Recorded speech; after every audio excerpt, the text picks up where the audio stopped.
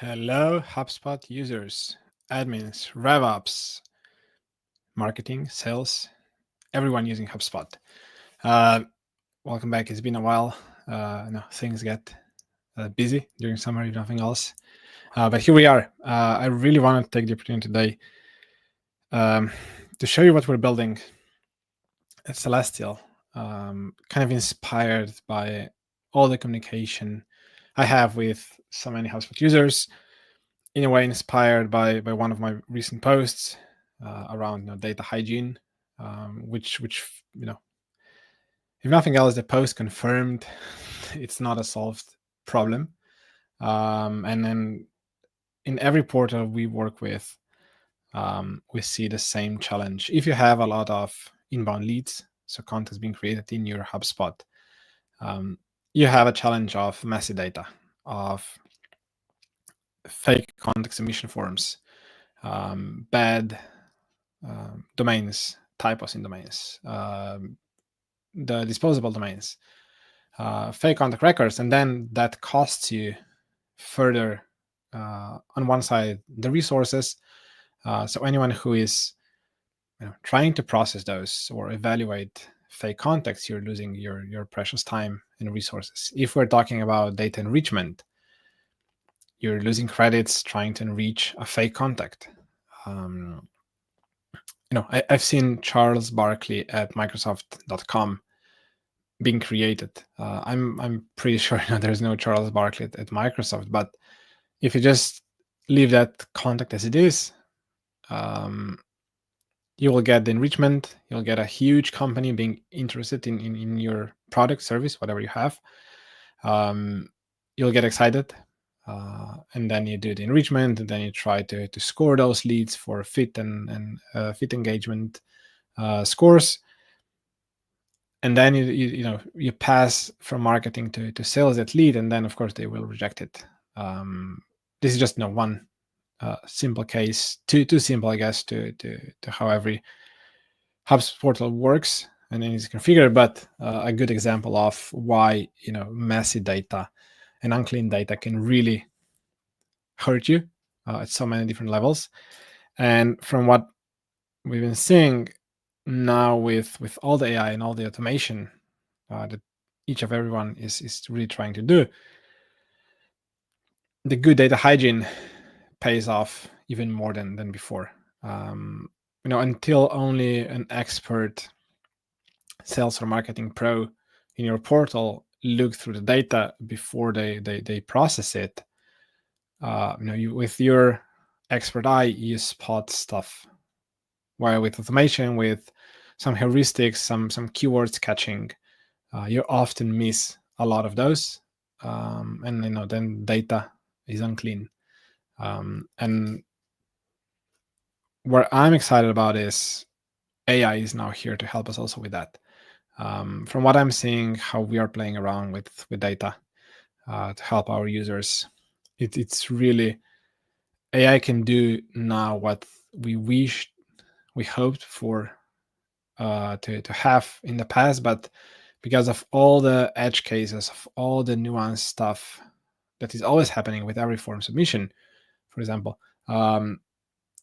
it was hard to catch things the right way. So just a sneak peek to what we're building at Sellestial, and today I'll focus on the first part, which is the Data Firewall. This is the first guard, where we want to take the approach of let all the bad data, unclean data, gets entered into the CRM, but then catch it immediately after the contact or company is created, so that before you do any further steps, enrichment, processing for workflows, marketing them as marketing contact, for example, if you have too many of those, you would be forced to go in a higher tier in HubSpot, for example. So you want to keep that clean.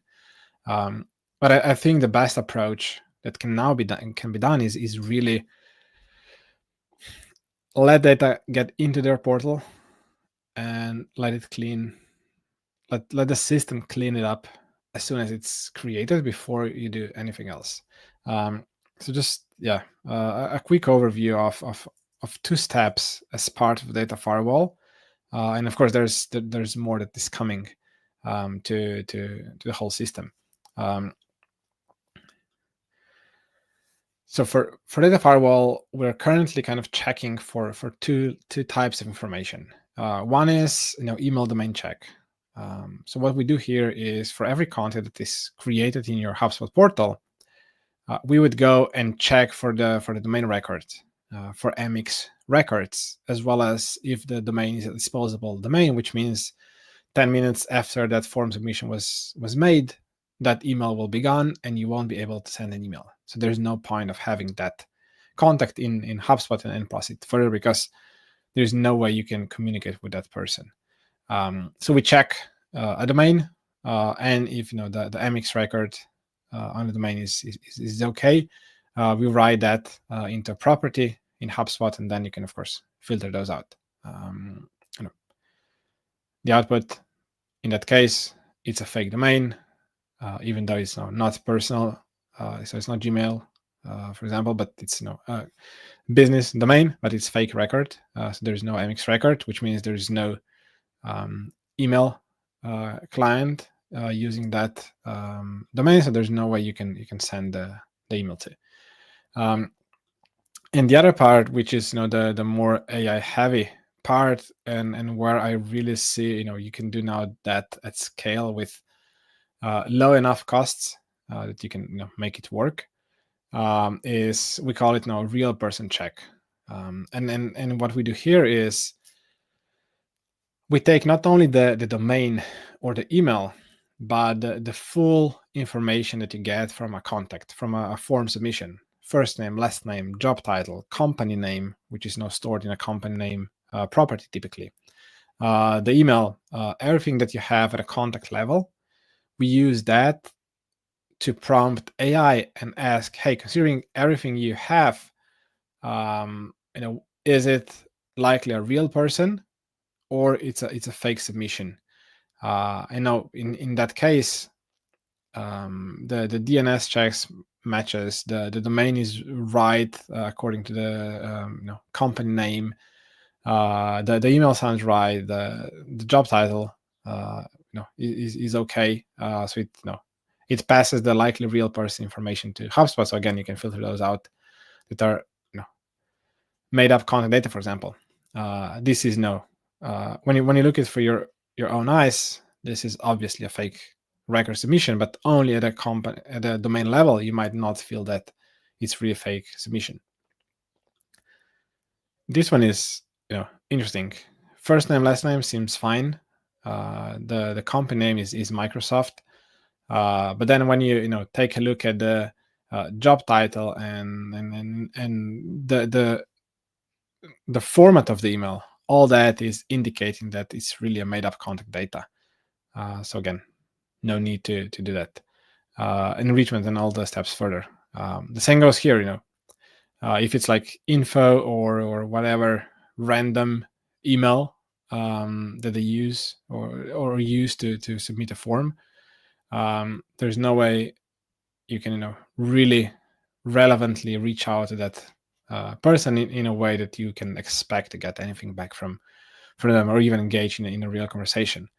And then it's this one is for a personal domain where it tries to understand, okay, this is there's no way you can validate or invalidate based only on the email handle before the domain, but it tries to see, okay, this is because of the name of a person, this is most likely the real personal email, so it's most likely a real person, which makes sense to try to communicate, to reach out, to try and find this person on LinkedIn if your audience is on LinkedIn. Target with all the messaging, with ads and all that, personalized messages for that person according to their job title and so forth. So where I believe the Data Firewall can really help is where you have a decent amount of form submissions, hundreds on a monthly basis, you want to keep the data clean. So we offer that data firewall to every HubSpot user, with the high enough volume, so where you can really benefit from the system. For free, we're happy to give it for free for up to 10,000 contacts a month to be processed for that data firewall. If you want to clean up your whole portal, there would be a small fee associated with that, but we're happy to run on your whole portal that the check. We just completed a similar check on a portal with 65,000 contacts, and we managed to clean up quite a lot of fake contacts where there's no point of keeping them in HubSpot or whatnot. Enrich them further, reaching out to fake domains.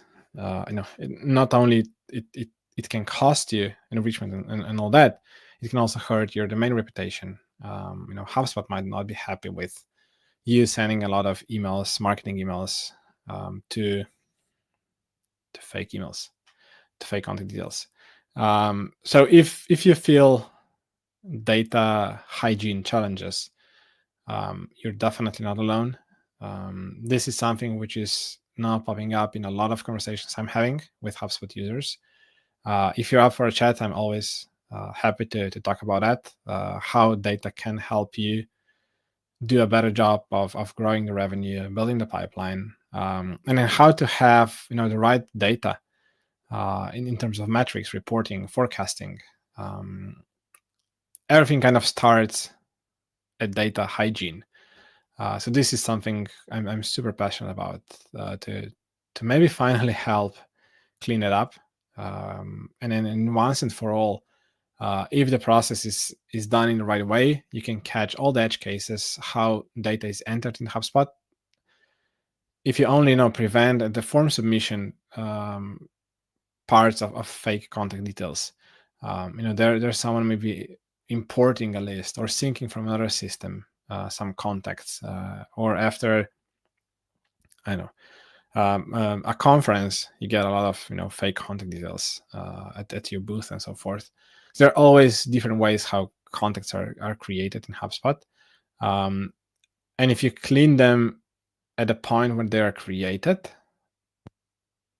you will have a system to keep your HubSpot portal clean once and for all. Let me know in the comments, or or send me a DM to talk about that further.